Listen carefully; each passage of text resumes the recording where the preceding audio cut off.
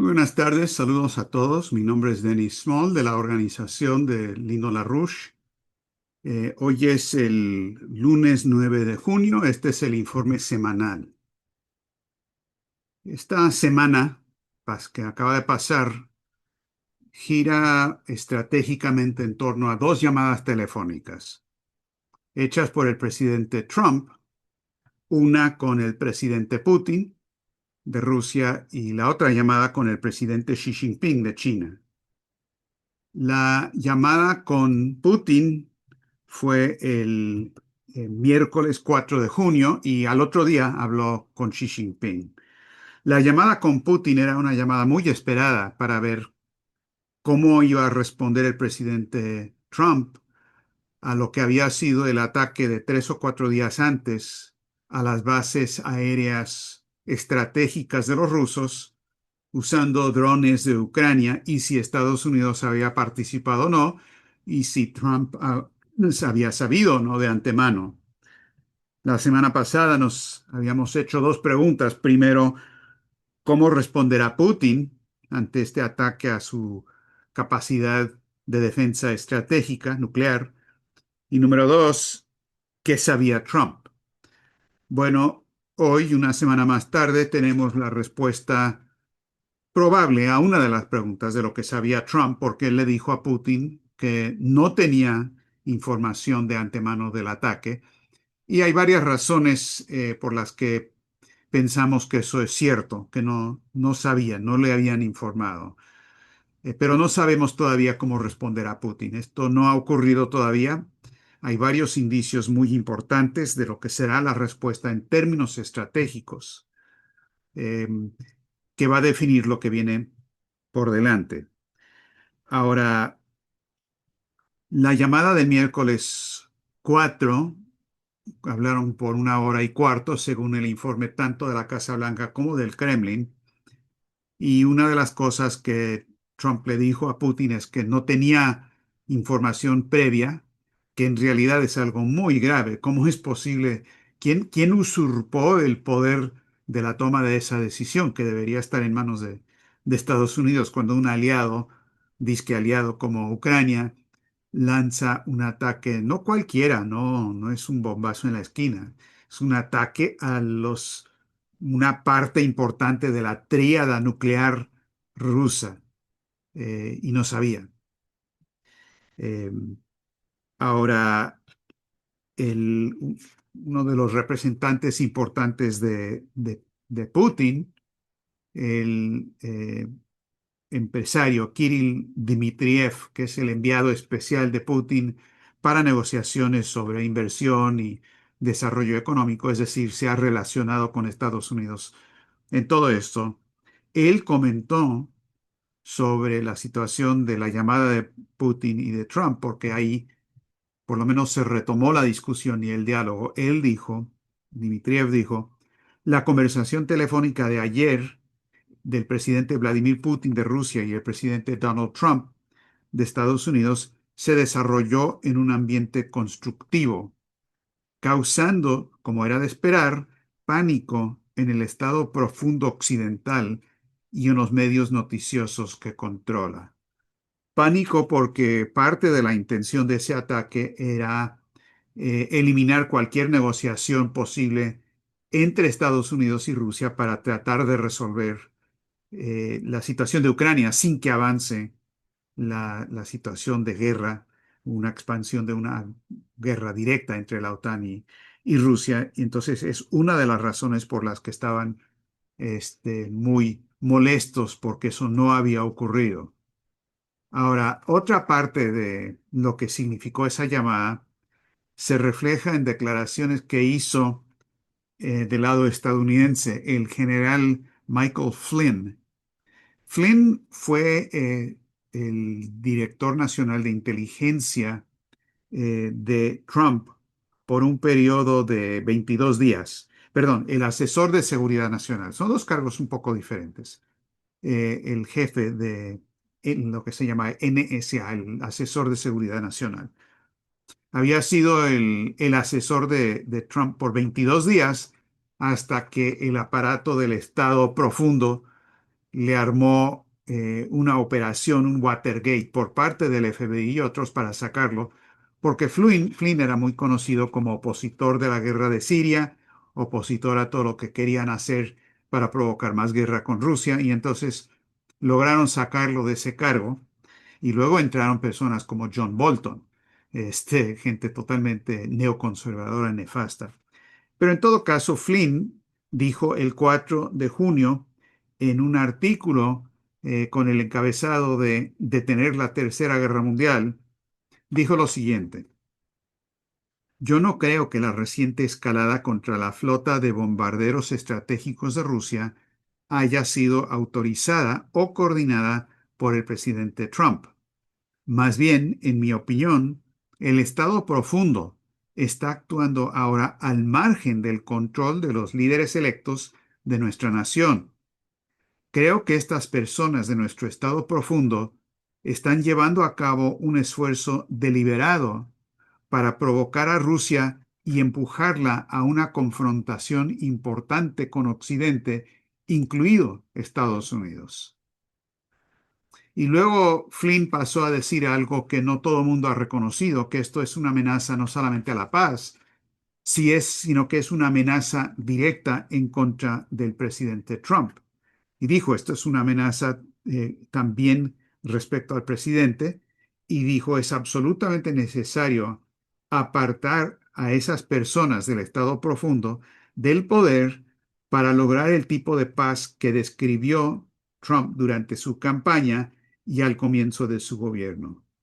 Y dijo luego, insto al presidente Trump a que también se distancie de los belicistas declarados de nuestro propio gobierno, entre los que destaca el senador estadounidense Lindsey Graham. Entonces, este reconocimiento de Flynn también es muy importante, de que no solamente fue una provocación respecto a Rusia y la guerra, sino que la implicación inmediata es de un golpe de Estado, porque ¿cómo es posible que el presidente no haya sabido, no había sido informado de todo esto? Ojo, los propios ucranianos dijeron que esto se había iniciado hace 18 meses, y hace 18 meses. Sabemos que el presidente de Estados Unidos era Biden. Sabemos que seguramente elementos de la CIA y de otros aparatos de inteligencia estuvieron involucrados, y todo indicaría que se mantuvieron involucrados, junto con Londres, que juega el papel decisivo en todo esto, de dar las instrucciones y luz verde para que Kiev avance con lo que hizo. Entonces, esto ocurrió a espaldas del presidente de Estados Unidos, con algo que es una provocación de guerra nuclear con Rusia. eh, y la gravedad de eso respecto a la situación del presidente Trump lo señala Flynn. Así es que hasta donde llega, muy bien. O sea, aquí de lo que estamos hablando es, además de provocar una guerra nuclear, además de quitar del camino al presidente Trump, también lo que había ocurrido unas semanas antes con el intento de asesinato de Putin, con el ataque de los drones a su helicóptero en Kursk. Estamos hablando, si damos un paso atrás para mirar todo el cuadro estratégico, estamos hablando de operaciones simultáneas de decapitación, como lo dicen, del gobierno de Rusia, del gobierno de Estados Unidos, y a la vez provocar un conflicto estratégico. Es así de grave la situación, es a la realidad de lo que está pasando. Ahora, si uno estudia esta misma cronología de los últimos 18 meses, como lo hemos publicado en la, la página de EIR, Executive Intelligence Review, en realidad esto se remonta, bueno, en lo inmediato, se remonta siglos atrás, pero en lo inmediato, a fines del 2022, el 5 y el 6 de diciembre del 2022, hubo un ataque por drones en contra de la base aérea estratégica de Rusia que se llama Engels. Y luego, el, el 22 de mayo del 2024, hace aproximadamente un año, Ucrania atacó el radar de alerta temprana de Armavir de Rusia para tratar de cegarlos ante un posible ataque nuclear. Y luego hace casi exactamente un año, el 27 de julio del 2024, hubo un ataque simultáneo con drones ucranianos en contra de tres bases aéreas estratégicas de Rusia. De nuevo la de Engels, la de Olenia y la de Diaghilevo. Estas últimas dos fueron de las cinco que fueron atacadas hace una semana. Entonces, parece que esta es una obra que han estado ensayando por algún tiempo. Esto tiene historia y de hecho hay una eh, trayectoria consistente entre lo que estaba pasando bajo Biden y ahora con elementos dentro del Estado profundo hoy día que quieren asegurar que no haya cooperación entre Estados Unidos y Rusia, no quieren que se acabe la guerra y que del lado europeo, encabezado por los británicos, están haciendo todo lo posible por atizar una guerra total.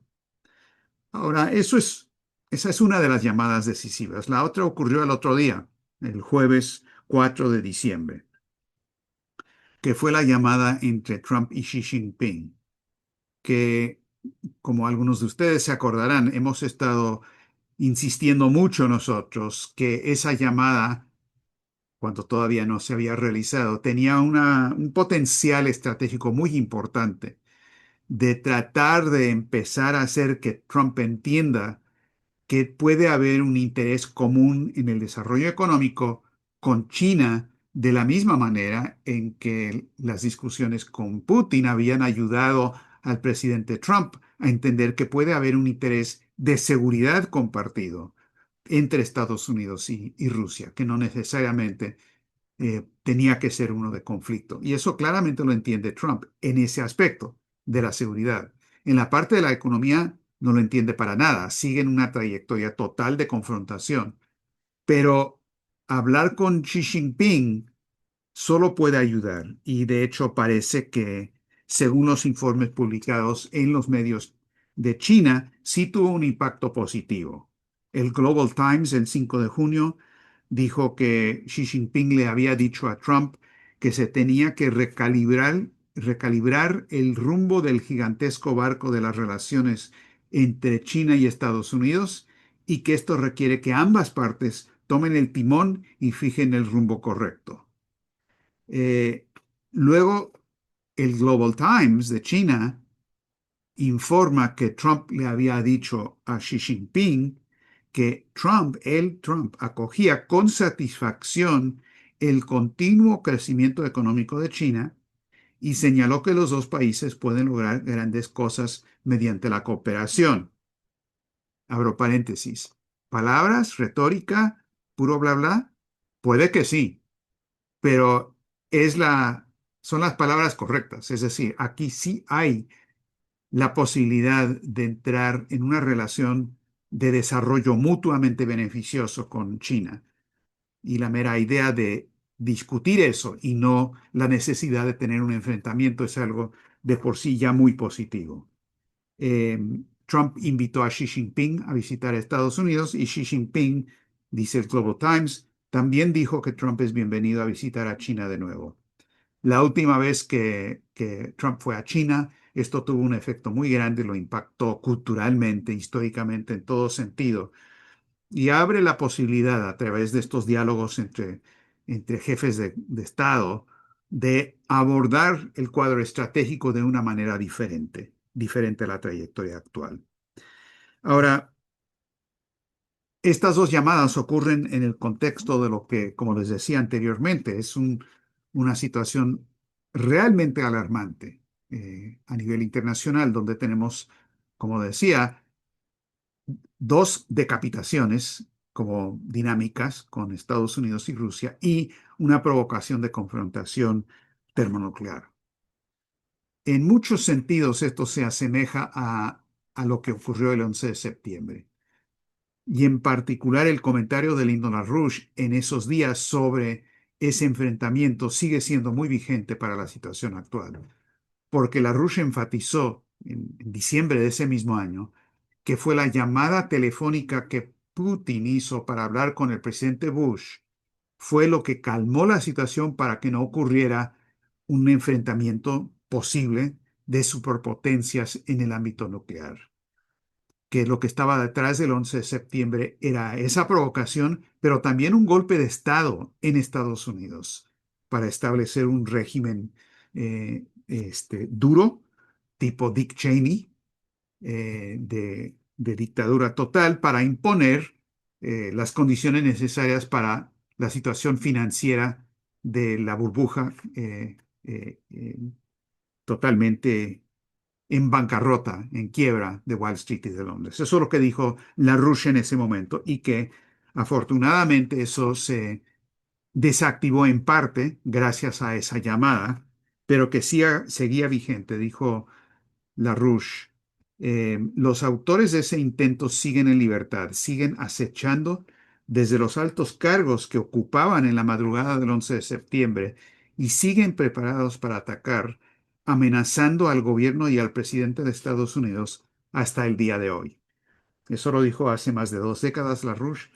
Es un retrato hablado de la situación de hoy, la situación de hoy mismo. Ahora, hay dos elementos nuevos en el cuadro estratégico que se introdujeron esta semana mediante los vehículos de estas dos llamadas. Y esto del lado de los rusos. Primero, están empezando a describir o definir el enfrentamiento con Ucrania no como una operación militar especial, que ha sido la descripción desde el primer momento, sino como una lucha en contra del terrorismo. Ya han denunciado lo que los ucranianos han hecho con los ataques a los puentes, el ataque a las bases aéreas, como puro terrorismo internacional. Y tienen una documentación en derecho internacional al respecto. Habrá que ver, pero es muy posible que la respuesta de Putin ante estas últimas provocaciones es una redefinición de esta guerra como una guerra antiterrorista. Y eso tiene implicaciones muy grandes, incluso de que bajo esas condiciones se permite y se requiere eliminar individuos u organizaciones, como por ejemplo el SBU, la inteligencia de Ucrania, que son los responsables de estos ataques. Habrá que ver, es una hipótesis nada más, pero es notable este viraje en cuanto al lado ruso sobre el tema del terrorismo. El otro aspecto que es casi más importante, no casi, es más importante, es que con cada vez mayor precisión y puntería, los rusos están definiendo que el enemigo son los británicos con grupos afines en Washington, pero que son los británicos.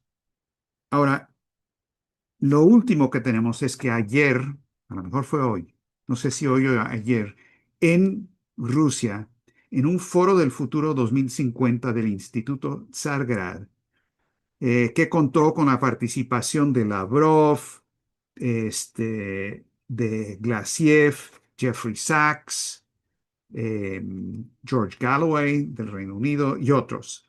Lavrov dio un discurso muy importante y dijo lo siguiente, que no sabía hasta qué punto el presidente de Estados Unidos, Donald Trump, está siendo informado sobre los ataques terroristas de Ucrania contra Rusia. Y dijo textualmente Lavrov, dijo, espero sinceramente que las normas constitucionales prevalezcan en Estados Unidos, que el presidente Trump no se vea limitado en el ejercicio de sus poderes constitucionales, que no se le pongan trabas a que reciba toda la información. No sé cómo están las cosas en cuanto a informar al presidente estadounidense sobre las operaciones que el régimen ucraniano está llevando a cabo contra nuestro país. Hasta ahí esto es parecido a lo que Lavrov ha dicho en otras ocasiones, que no le están informando al presidente de Estados Unidos. Pero luego viene algo muy interesante sobre el Reino Unido, sobre los británicos. Dijo, pero los ucranianos estarían indefensos sin el apoyo, dijo. Iba a decir los anglosajones, pero ahora tendrá que ser sin los sajones, simplemente el apoyo de los británicos. aunque quién sabe, quizás algunos servicios especiales estadounidenses también participen ahí por inercia. Pero los británicos están al 100%. Ahora, ese es el canciller de Rusia, que muy correctamente habían atacado redes anglosajones o angloamericanos, pero en este momento reconocen que hay una diferencia, una separación que Rusia quiere aprovechar y hacer más grande, más significativa, entre Londres y Estados Unidos, Londres y Trump. Y están señalando, están poniendo el dedo en la llaga de una manera sobre los británicos que, francamente, solamente la Rusia había hecho en los últimos 30, 40 años. Y esto es muy interesante porque nosotros hemos insistido a capa y espada, no importa que la gente diga que estamos exagerando, no importa que no entiendan que el reino y la monarquía sigue teniendo poder. Mucha gente decía, no, la Rus, pero ¿cómo que la monarquía? Eso simplemente es cuento de hadas, no tienen poder verdadero. Y nosotros por décadas hemos insistido que la situación se dirige desde Londres y que la sucursal está en los servicios de inteligencia en Washington y en Wall Street, pero que Londres es el centro del imperio. Ahora, María Zaharova habló también esta semana de la importancia de Londres en todo este asunto. El embajador ruso Kelin en Londres también señaló el papel predominante de Londres en todo lo que está ocurriendo. Y luego hubo una entrevista muy interesante que Sputnik hizo con el general Reshetnikov de Rusia. Él fue el jefe de la inteligencia del Servicio de Inteligencia Exterior, SBR de Rusia, y dijo que los británicos son los que han estado llevando adelante la labor de tratar de destruir a Rusia por, desde la época de Iván el Terrible, o sea, 1500 y pico, algo por el estilo. Dijo, ellos tienen siglos de experiencia y dijo, no estoy exagerando. La manera en que funcionan, dijo, la gente de Rusia que va al Reino Unido, cuidado, porque lo que hacen es lo siguiente, les gusta establecer relaciones informales, amistosas y de confianza con gente que viene del exterior. Les gusta estudiar el estado de ánimo en los círculos científicos, estudiantiles y docentes. Seleccionar personas, no necesariamente reclutarlas. Es decir, eres un agente, te pagamos y actúas. No, eso no. Sino hacerles ofertas, por ejemplo, dar conferencias, publicar un folleto o un libro, visitar Londres, dar conferencias ahí, etc. Dijo, esto los hace agentes de influencia, un círculo de personas vinculadas intelectual, ideológica y culturalmente a Londres, al estilo de vida inglés, y es muy fácil utilizarlos de forma directa. Ese es el trabajo que realizan. Y terminó Reshetnikov diciendo, incluso los británicos son mucho mejores que la CIA en esto, mucho más profesionales y mucho más peligrosos por eso mismo. Ahora, en 1995, LaRouche escribió, esto ya es hace 30 años, escribió un documento escrito para los rusos sobre las relaciones de Estados Unidos y Rusia, donde abordó directamente esta polémica de que se tiene que entender algo fundamental respecto a Londres y respecto a Estados Unidos. Y les voy a leer dos párrafos cortos. Dice, LaRouche, 1995, no puede haber una doctrina estratégica o una política exterior que no parta de la comprensión de la naturaleza y las razones de la irreconciliable diferencia entre la monarquía británica y la República Federal Constitucional de Estados Unidos. Es un corolario de ese mismo punto, que no puede haber comprensión competente de los Estados Unidos por cualquier nación, a menos que esa nación reconozca que la propia identidad nacional de los Estados Unidos y sus intereses más vitales están arraigados desde no más tarde que las travesuras del gobernador real Andros de 1688, en un conflicto fundamental de intereses entre la monarquía británica y la existencia continuada de los Estados Unidos. No se trata de nada menos fundamental que dos conflictos de intereses mutuos, mutuamente excluyentes del hombre y la naturaleza. Ahora, y el problema que tenemos en Estados Unidos, como LaRouche describió ampliamente, siendo el mayor crítico de lo que estaba pasando en Washington y que sufrió 5 años de cárcel como expresión de gratitud por parte del Estado de profundo acá, que el problema que tenemos en Estados Unidos es en la medida en que nuestros gobiernos han adoptado esa identidad anglosajona, pro-británica y la filosofía y la orientación económica de Londres. Y cada vez que en Estados Unidos tenemos un gobierno o un presidente que se distancia poco o mucho de esa orientación, pues lo tratan de asesinar. El caso de Abraham Lincoln. Bueno, McKinley también, pero Lincoln, asesinado por los británicos. John Wilkes Booth era un agente pagado por los británicos, precisamente por lo de la guerra civil de Estados Unidos, donde los estados confederados estaban financiados por Londres para tratar de dividir a nuestra nación. McKinley y otro, este caso de Kennedy, en fin. Y Trump en separación menor, mucho menor, pero cualquier separación para ellos es inaceptable, especialmente bajo las condiciones de un crack financiero internacional que requiere una adhesión y unidad completa para ellos entre Londres, Europa y Estados Unidos, cosa que no existe ahorita. Es un hecho simplemente que Europa con Londres, por más que le declaren la guerra a Rusia, es una imposibilidad absoluta a no ser que logren que Estados Unidos dé su respaldo y su aval total, cosa que no está ocurriendo. Entonces, ese es el cuadro que estamos viendo en este momento. Ahora, bien importante que se empiece a reconocer lo que está pasando con el tema de los británicos, y mejor tarde que nunca. Mucha gente está aprovechando el hecho de que Jeffrey Sachs recientemente señaló la importancia de los británicos en toda la operación de Ucrania. Muy bien, y la gente ahora está diciendo, ah, bueno, si lo dijo Jeffrey Sachs, al fin y al cabo, él es de Harvard, es muy inteligente, él debe saber de lo que está hablando.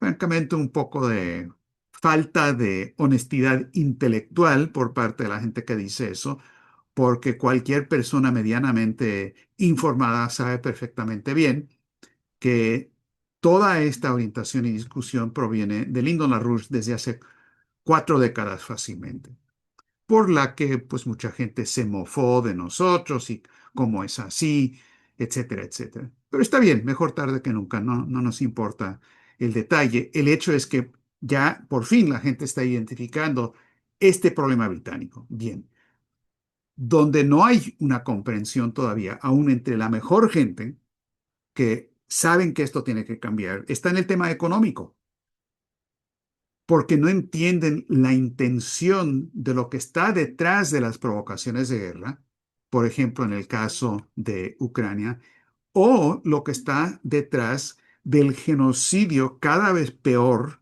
No sé si el genocidio puede ser peor que el genocidio anterior, pero es peor cada día lo que está pasando en Gaza, porque el móvil, lo que está detrás de todo eso, es la intención maltusiana, genocida de un sistema que no puede seguir funcionando sin destruir y acabar con una buena parte de la población para tratar de mantener a flote la burbuja especulativa.